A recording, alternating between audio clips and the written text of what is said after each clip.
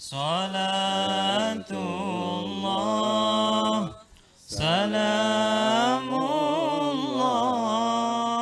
Assalamualaikum warahmatullahi wabarakatuh. Bismillah, tawakkaltu 'alallah, la haula wala quwata illa billah. Asyhadu an la ilaha illallah wa asyhadu anna Muhammadar Rasulullah. Allahumma shalli ala sayyidina Muhammadin wa ala alihi wa sahabatihi ajmain, amma ba'd. Seperti biasa, ini bukan respon tapi catatan kaki, hanya footnote aja di bawah. Jadi saya sepakat saja bahwa language is our house of being, rumah kita. Tetapi juga bahasa juga bagi saya language is an ideology. Bahasa adalah satu ideologi. Kemudian juga bahasa adalah makhluk hidup, bukan makhluk mati, makhluk hidup. Dia tumbuh, berkembang, maju, bahkan sampai mati. Sampai sekarang banyak bahasa mati kok. Jadi kenapa hidup? Karena dia bersama dengan manusia. Ada lahir, ada tumbuh, berkembang, dewasa, tua, lalu habis. Banyak bahasa-bahasa yang sudah mati.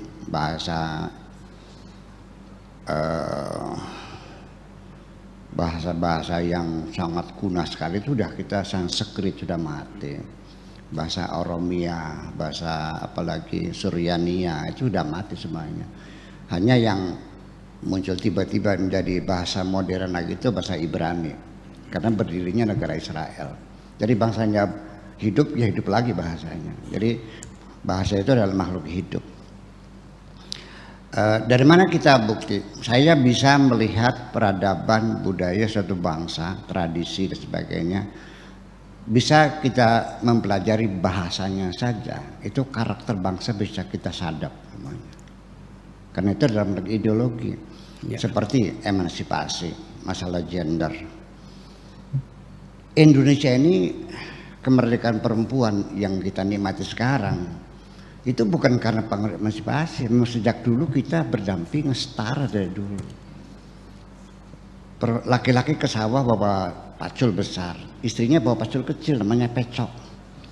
Suaminya numbuk, istrinya yang nepeni. Sekarang perempuan di pasar bukan perempuan. Jadi ini bukan pengaruh emansipasi dari Eropa, tidak. Memang kita sendiri di situ memperlakukan laki dan perempuan adalah sama. Sehingga tidak ada mudzakkar muannas. Ya, dalam bahasa Arab kalau laki-laki kamu, anta, kalau perempuan anti. Kalau di sini laki-laki kamu, perempuan kamu. Dalam bahasa Arab dia laki-laki huwa, dia perempuan hiya. Di sini dia perempuan, udah nggak ada beda. Itu satu.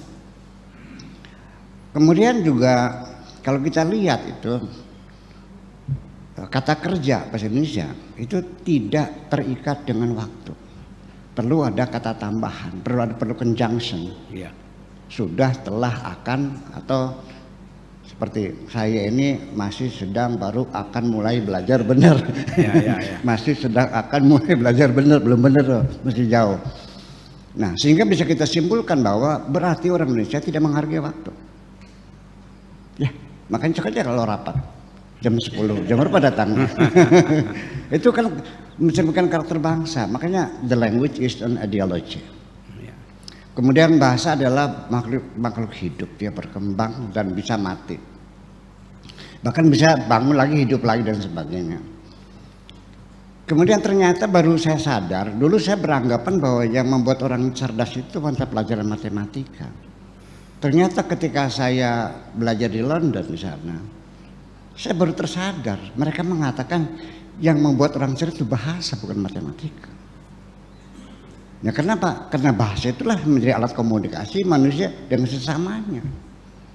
Jadi ibaratnya begini, orang kalau berdekatan dengan literasi, rajin baca, ilmunya banyak, pasti vocabulary-nya banyak. Orang yang malas baca, tidak berilmu, bahasanya sangat sederhana sekali. Mungkin hanya 10 lembar. Ya kan? Nah, Kemudian kita ibaratkan seperti kita buka bengkel. Bapak profesor buka bengkel, hanya punya alatnya obeng sama palu. Bisa nggak turun mesin? Bisa, dikampakin semuanya, rusak. Akhirnya kemana-mana kan rusak semuanya.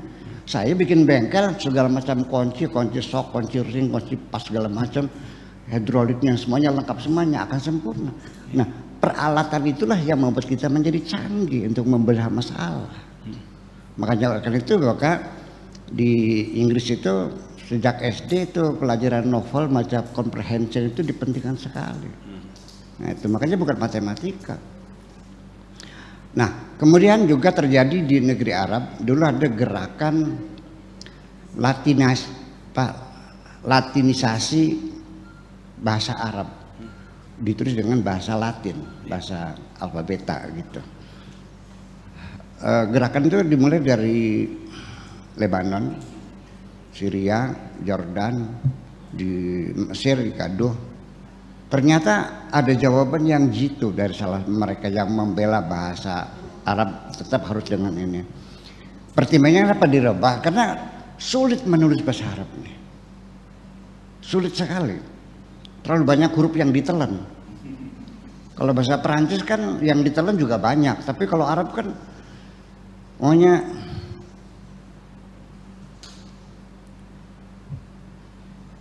umpamanya c'est moi. Tapi kalau dijamin dengan L, c'est zel, baru Z-nya ditelan.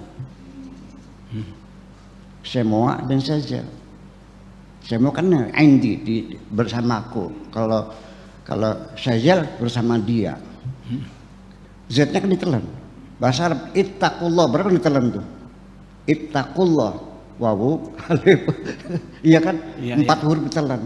Tulisannya ada. Nah itu membuat jadi kesulitan. Jadi kalau pakai Latin kan enak. Dijawab oleh salah seorang profesor juga di Mesir. Justru bahasa Arab ini sulit, rumit sekali, very sophisticated sekali. Itu justru bahasa ini kalau kita belajar bahasa Arab dan matang nahwu dan sorofnya itu dijamin cerdas. Sehingga saya tidak ragu-ragu kalau ada kiai bisa baca kitab kuning, saya jamin pasti cerdas. Saya kalau nggak cerdas nggak bisa. Jadi bahasa membuat orang jadi cerdas. Nah, saya kira seperti itulah sebagai catatan kaki tentang fungsi bahasa. Kemudian persoalan adanya orang yang bisa bagaimana hubungan penulis pembaca dan bagaimana itu teksnya. Dari sejak awal ini dari mulai muncul sejak 85 ketika Ferdinand de Saussure di Swiss itu menggagas bahwa kata itu sebetulnya tidak punya arti yang pasti, karena itu hanya simbol-simbol saja. Tidak ada kata yang punya makna yang pasti, semuanya simbol-simbol saja. Dari mana datangnya makna? Ketika dia berdampingan dengan kata yang lain membuat kalimat yang sempurna. Tanpa ada penambang kita nggak tahu maknanya apa. Seperti kata duduk. Duduk apa? Ya nggak tahu. Coba dibikin kalimat sempurna. Hasan duduk di kursi. Baru kata duduk punya arti. Jadinya bokongnya Hasan nempel di kursi. Ya kan begitu. Tapi ketika Belanda menduduki Indonesia, nah bokongnya di mana nempelnya? Artinya menjajah. Ketika seorang pengacara diminta bantuan tentang kasus seseorang, dia akan mencari duduk persoalannya. Apa bokongnya persoalan? Dan seterusnya banyak sekali. Oke. Nah, kemudian setelah kalimat itu menjadi sempurna, juga belum tentu kita hanya kajian-kajian teks itu gagal. Karena teks itu tidak pernah menunjukkan makna yang pasti. Terjadilah subjektivitas itu pada bentuk teksnya, pembicaranya, pendengarnya, situasi, kondisi dan sebagainya semua menentukan sekali. Jadi bisa saja seseorang berkata dengan beda orang yang berbicara pasti maknanya berbeda. Diucapkan di tempat berbeda juga akan berbeda. diucapkan di waktu yang berbeda akan berbeda. Berbicara dengan orang yang berbeda juga berbeda. Dari mana datangnya? Makanya bahasa itu hanya merupakan simbol-simbol saja. Bahkan di penghujungnya kita tidak perlu dengan ungkapan bahasa lagi kok. Itu nanti kita ceritakan. Sekarang begini, ada seorang janda. Janda. Terus nanya, Neng, kamu idahnya berapa bulan lagi? Akan berbeda ketika saya bertanya, ketika seorang naib bertanya kepada janda itu. Kalau yang nanya naib, dia masuk kamar, ambil kertas SK Pengadilan Agama, nih Pak Naib, saya cerai bulan Januari, Februari, Maret, April, saya sudah boleh nikah lagi, kan begitu.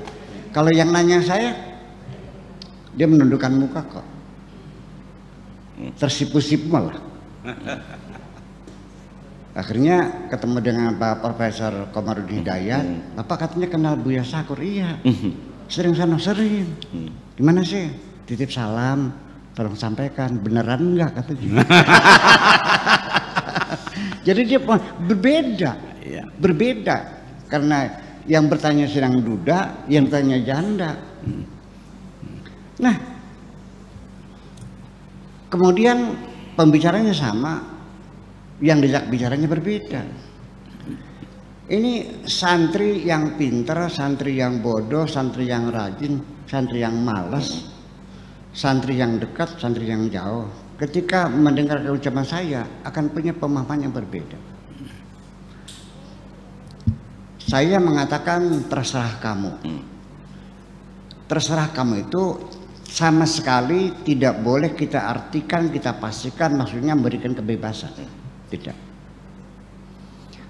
Yang datang santri saya yang rajin, yang saya suka, ya, anaknya inovatif dan sebagainya. Dia bertanya, Pak Kiai, bagaimana kalau saya besok mau begini.